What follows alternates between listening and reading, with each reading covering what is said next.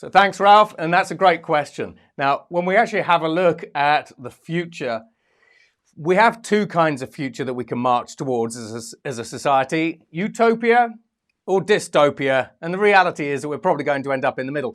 But from a technological perspective, we have the vast majority, not necessarily all, but we have the vast majority of the technologies that we need to actually help us create a sort of more utopian society that helps, for example, solve the vast majority of the United Nations Sustainability Development Goals, whether it's hunger, whether it's climate change, whether it's life on land, life below sea, whether it's inequality, whether it's good work and economic growth. So we have lots and lots of different technologies that we can actually leverage as a society. But whether or not technology will help us solve a lot of these problems is really down to us as a society. We need to come together.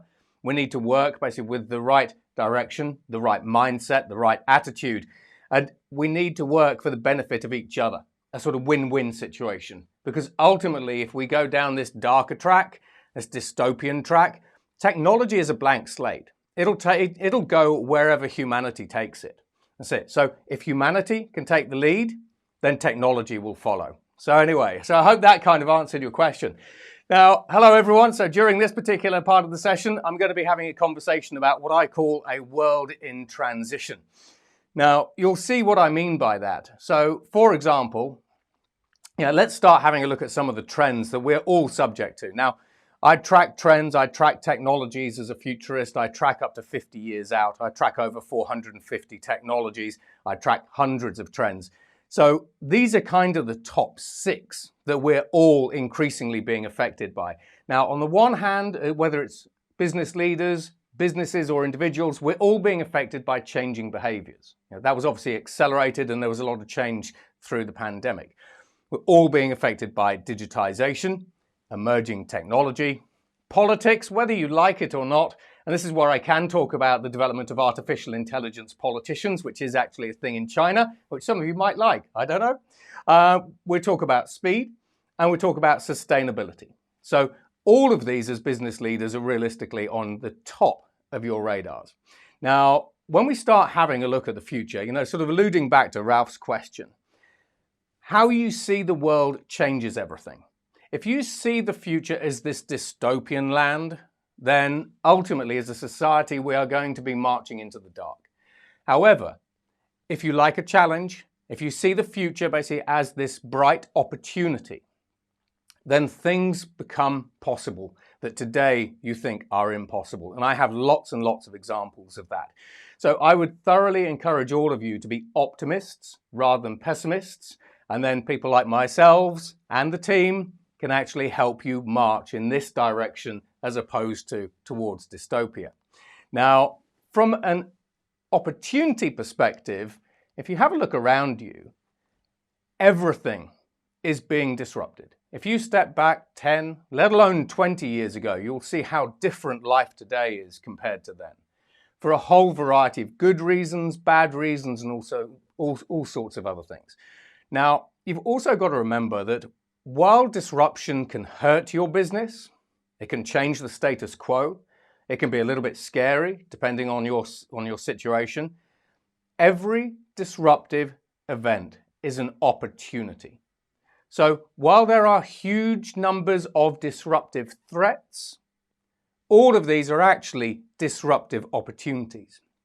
Now today we live in the age of science fiction startups, and we also live in a period of time where we see more creative destruction than ever before. And creative destruction is where organizations are proactively taking an axe to all their processes, the status quo, the way they've always done things to try to improve their lives and their businesses and their fortunes in the future.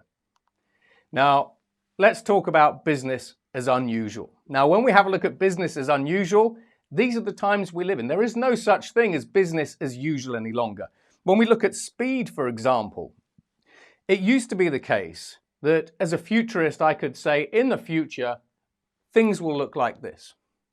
The pace of change was slower. As business executives, you had more time to get a point of view on those changes, think about them, develop strategies, implement those strategies, and execute to market. But as the speed of change accelerates, the amount of time that you have to think about these things and what you're going to do to respond to these different things is dramatically reduced, to the point that I can disrupt a single industry, a global industry, in a day. And I'm going to give you an example. So it used to be the case that if you wanted to reach 50 million users, it would take decades. And then we had Pokemon Go. We reached 50 million users within about 2 weeks. Call of Duty, we reached 50 million users within a week. However, we are already at the point in time where one company, one individual that can hit the right networks, hit the right execution levers, can disrupt global finance, for example, in a day. So this is where in June of 2019, Mark Zuckerberg and then Facebook launched their new cryptocurrency called Libra. They launched it into the market. Now, if they'd launched it into the market, had the regulators let them, at 9 a.m., it could have been used by 500 million users by midday. It could have theoretically been used by 3.5 billion people within 24 hours. So the chairman of the People's Bank of China, the European Central Bank, the Bank of England, and the US Federal Reserve said that this single moment in time represented a global disruptive threat, not just to the state's control of money, but also to the global financial services system because of the way that Libra was actually made up. And it could have changed the entire global financial services industry overnight. Ask yourselves this question. If you were on the receiving end of this disruption, how would you have reacted? For better or worse. But the regulators said no. But if they had said yes, things would have changed very quickly. Are you prepared? Now, when we have a look at emerging technology, as well as digital, there's lots of things going on. So, for example, there are many investors that I work with that believe that new emerging technologies like artificial intelligence, blockchain, virtual reality, augmented reality, all these kinds of things, 3D printing, genomics, etc., will destroy over $50 trillion of current day GDP. This is per annum. However, on the flip side, when you have a look at these large, what we call general purpose technologies, they also believe that they can create up to $210 trillion of new value. So on the one hand, we have massive value destruction, on the other, massive value creation. And then when we look at slides,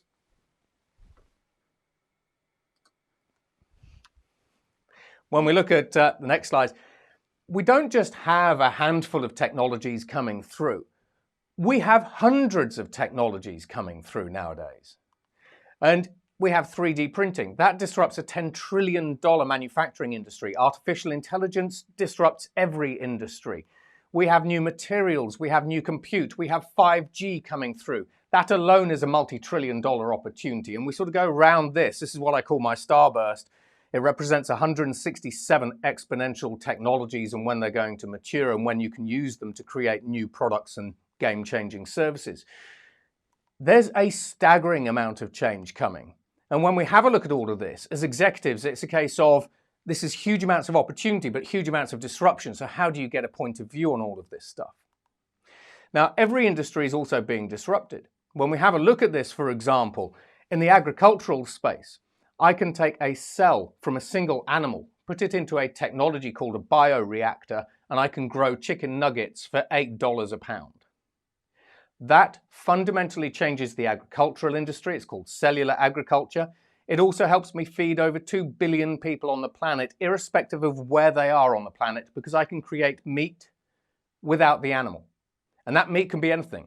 Someone recently has created tiger burgers because they took a cell from a tiger and grew tiger burgers, and so on and so forth. We have vertical farms, etc., etc. Vertical farms can grow 8 times the crops in 250th of the space that we take up today, using 100% less potable water because we can recycle water from the air and from the enclosed system, and so on and so forth.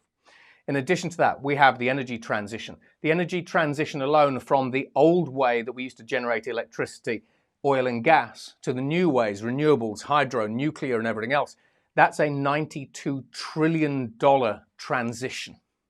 And at the moment, we're at $1 trillion, 1 trillion watts of renewables installed. We have about another 5 trillion watts to go, but we are accelerating like crazy. In addition to that, we have finance. I'll talk about this in a little bit, where we have robo-advisors, and we have some interesting things in the financial services sectors coming up.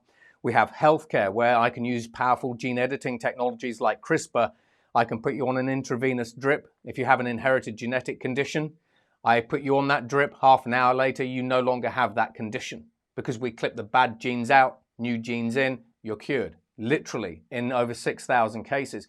That's before I talk about being able to 3D print fully functional, working human hearts in the back of the hospital, as well as 3D printing medicines and drugs, quantified self, quantified health, bioelectronic medicine, and so on and so forth.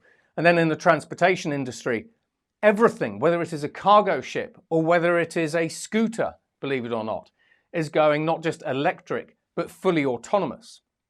This changes and disrupts everything about the transportation industry. It means that when we have a look at the future of mobility, I could have a fully autonomous vehicle, which is really just a pod, turn up at your front door. And in that pod can be anything from a sauna or a gym or a hotel room or an office, or it can actually just be a regular car, obviously. So there's a huge amount of change. Now, in addition to that, when we have a look at COVID accelerated digital. So organizations suddenly accelerated their digital transformation projects so much that a 6-year digital transformation project, according to the likes of Accenture and Microsoft, was suddenly done in 6 months. We had forced adoption. Whether you liked it or not, consumers had to use digital channels. And then we also had forced innovation, because as businesses couldn't operate under normal circumstances. So again, we saw an acceleration of creative destruction. And then COVID also fundamentally, from a technology perspective, reset the art of the possible. And when we start talking about post-COVID, what we've seen as the result of every pandemic and epidemic that we've been through, whether it's the Black Death, where we created printing presses and explorers went out of Europe because they were trying to escape plagued European cities, so they were happy to get on rickety wooden ships to go off and explore new worlds. Whether we see the 1918 pandemic, the Spanish flu, that created a startup boom. Now we are also seeing a startup boom as well, but we're seeing the resurgence of the green agenda. Build back better. We are starting to see health, massive numbers of new health innovations like telepsychiatry, telehealth. And we're, of course, seeing a huge number of new startups and innovations coming through as well. So we are kind of entering the golden age now of, now the pandemic is starting to get behind us. What do we all do next? And then from a manufacturing perspective, so we're going to talk about manufacturing, we're going to talk about financial services. We have Industry 4. Now, when you think about these new powerful technologies, if I take artificial intelligence and cloud, I can connect robots and devices. It could be your toaster. I can connect everything into the cloud, use artificial intelligence to create what we call hive mind systems. Now, in manufacturing, what this means is that I can teach one robot one thing, and then that robot teaches every other robot that is like it on the planet the same thing. Or a robot or a device or a connected thing like a car has one experience that it learns from, and it communicates that experience to everything else. So this is where we talk about the hive mind economy. In addition to that, when we talk about generalized robots on factory floors, they are self-learning, they're self-optimizing, and they're self-organizing. So think about a cobot, for example, that now figures out that the best arc to use is this arc as opposed to this arc. So this is where we are fundamentally changing manufacturing, but from a robotics perspective and a connected device perspective. But we can go further. When we have a look at the research and development global market, it's worth about $1.7 trillion. However, if I have a connected device, say for example it's a car, it has sensors in it, it's connected to a 5G network. It streams information about its use case, it streams information about its environment, it streams information about itself back to the cloud. In the cloud, we have creative artificial intelligences, which are artificial intelligences that can innovate and design products. They look at all the data from these cars and they understand that the cars that are driving through cities that keep going down potholes, the shocks are failing. So the creative artificial intelligence creates a new, better shock absorber. It pushes that shock absorber to a factory digital twin, like the ones that we see from Siemens and BMW. That digital factory twin figures out the best way to make that shock absorber. It optimizes and runs in simulation. It optimizes all of the different robotic processes and everything else that it needs to do to make that shock absorber. And once it's got the perfect optimized process to make that part, it pushes it to the factory floor in real time. And off we go. So we push to production. This is a completely new revolutionary concept of research and development and product innovation. It's called continuous innovation. We also have the rise of customization and personalization. 85% of people want personalized products. 75% of people will recommend companies that offer personalized products to their friends and family and relatives and everything else and everyone else. However, from a retention perspective, if you do this well, 75% of people will remain loyal to you. So when we have a look at customization and personalization, whether it's 3D printing, whether it's 4D printing with companies like Adidas, where you design your product, it pushes it to a factory, and then they use carbon holographic printing, as it's known, to 3D print a shoe in seconds that is then delivered to your door via an autonomous drone. There are lots of different ways that we can integrate different parts of the value chain and change different parts of the value chain for the better. Now, then that sort of leads us ultimately into what organizations like Foxconn believe are the utopia for them, not necessarily their workers, dark factories. So when we start seeing all of these different automated, autonomous, robotics, artificial intelligence and machine vision systems coming through, as well as factory digital twins, we ultimately end up with dark factories. Now, from a financial services perspective, things get even weirder than this. Now, we have Bank 4.0. A lot of you will know of this particular format. Now, this is where banks are increasingly automated and digital. They're increasingly composable, which means that we buy in particular cloud services from different cloud providers, whether it's via APIs and all that sort of stuff. And I can bring in this product or service and I can swap it out. I can bring in this product or service and I can swap it out. So that's what we mean by composable business. They're also frictionless because increasingly all of these different automated systems are gathering huge amounts of data on us, their customers, and so on and so forth. And they're figuring out that if you are walking towards the Starbucks, you're probably going to buy something from Starbucks because you always do it at 10 o'clock on a Monday. And so they automatically prep your wallet. Or Apple disintermediates Visa and promotes their own credit card and says, we know that you're probably going to buy a Starbucks, so we'll give you 10% off of your interest rate if you actually use the Apple card. And why don't you just make us the default? So disintermediation basically is another game changer that all of you need to watch out for. And then ultimately, hyper-personalization. But when we have a look at the 5 system-level disruptions that are coming through for the financial services sector, we've got Banking 4.0, we've got fintechs versus banks. And fintechs basically are really just the old business banking model, where they take consumers' money, they then loan that out, and they send us credit cards and all that kind of stuff with a really, really neat, nice, frictionless UI. That's really what most fintechs are. I mean, they'll argue they go into NFTs and cryptos and all that sort of stuff, but roughly this is the standard business model that we've seen from traditional banks, just with a prettier interface. Now, however, fintechs are built very differently to traditional banks because they've been built over the past sort of 10 years, 20 years. So they're built first using artificial intelligence, automation, cloud, DevOps. They are digital natives by default. Whereas traditional banks basically are analog, they're legacy, they're manual, they're typically using on-premise data centers. So these are the big AS400 mainframes that are attached to $1 billion worth of legacy software in gear, back in JP Morgan's data center, for example, or Lloyd's. However, when we have a look at fintechs, it used to take ages and ages to get access to global banking. Now, courtesy of companies like Rails Bank, you have 5 lines of code, and as a fintech, I can, within 5 minutes, access global banking on Rails. courtesy of technologies like blockchain. We have robo-regulators coming through. So the FCA, as well as Japanese financial services regulators, are now experimenting with digitizing all of the rule books and the compliance books, setting machine learning on those, and then putting those onto the blockchain so that if you are a fintech that connects to a global rail and you want to perform a transaction, the regulators can automatically say yes, no, whatever. The regulators have access to real-time information and so on and so forth, which helps things like, everything from ETL to interchange to you name it. So we're seeing the rise of robo-regulators, bearing in mind that regulation typically accounts for about 12% of a bank's core revenues in terms of expenses. But banks are sort of learning from fintechs as well.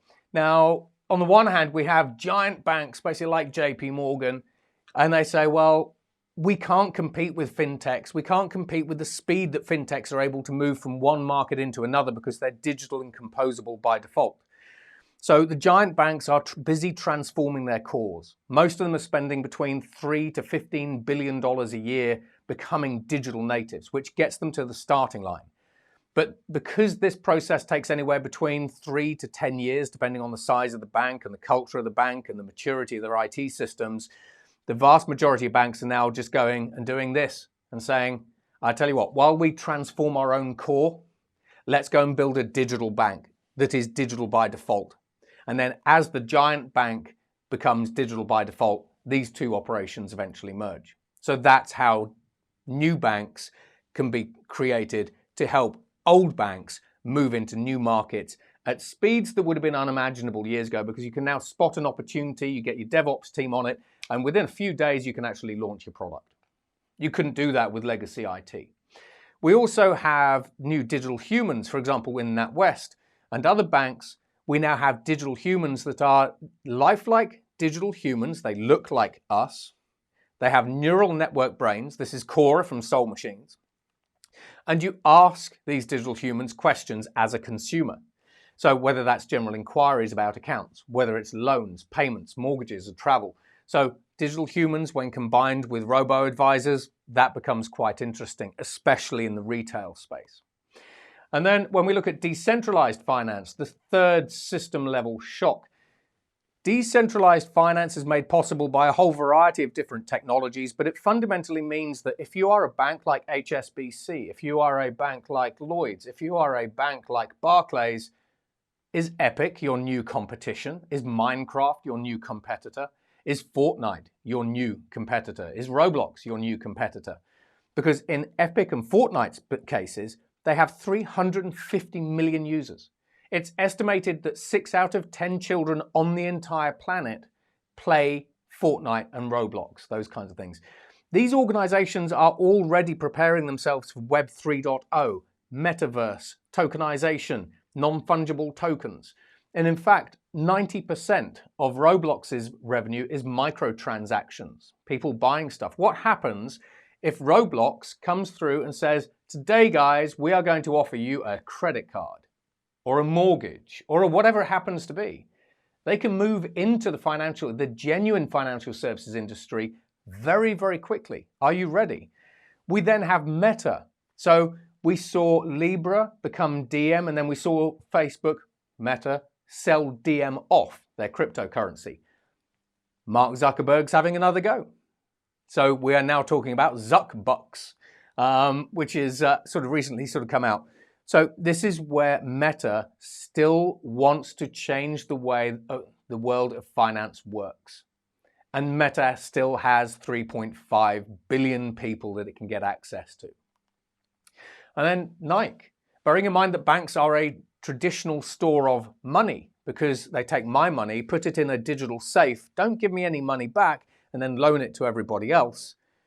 Why don't I give my money to Nike? Because Nike is a very well capitalized business. You know, when you have a look at the vast majority of millennials, they actually want to bank. In fact, they would prefer to bank with companies like Apple, Facebook, Google, Nike, et cetera, et cetera. So why couldn't I just give my money to Nike and then Nike does whatever it wants with my money, like a traditional bank does? So does Nike become a meta bank? Bearing in mind the likes of JP Morgan have already opened meta bank branches.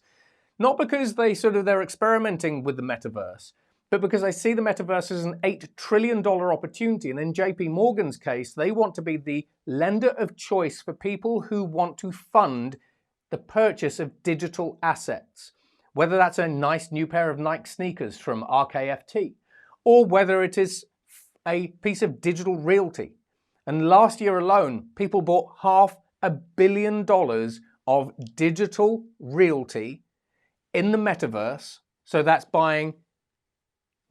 literally buying properties that don't exist in a place that doesn't physically exist. $500 million was spent. So JP Morgan is lining up for the metaverse. Why can't Nike? Nike's doing it just from a different angle. Same with Adidas.